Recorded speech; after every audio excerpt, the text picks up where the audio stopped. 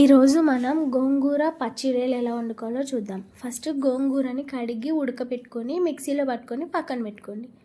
ఆ తర్వాత వేరే ప్యాన్లోకి ఆయిల్ వేసుకొని అందులో ఆనియన్, పచ్చిమిర్చి వేసుకొని పసుపు, ఉప్పు కూడా వేసుకొని కలుపుకోండి. ఆనియన్ కొంచెం గోల్డెన్ బ్రౌన్ కలర్ వచ్చిన తర్వాత అందులోనే అల్లం పేస్ట్ వేసి అల్లం పేస్ట్ పచ్చి వాసన పోయే వరకు వేపుకొని ఆ తర్వాత అదే ఉల్లిపాయలో పచ్చి రొయ్యలు వేసుకొని ఒక 2 నిమిషాలు మగ్గనివ్వండి. మగ్గిన తర్వాత అందులోనే మీకు కావాల్సినంత కారం వేసుకొని వాటర్ పోసుకోండి.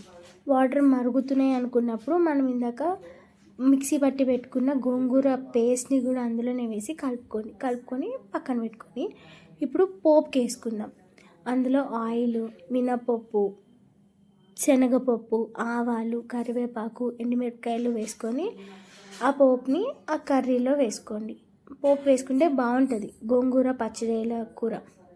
వీడియో నచ్చితే లైక్ చేయండి, సబ్స్క్రైబ్ చేసుకోండి. Bye bye.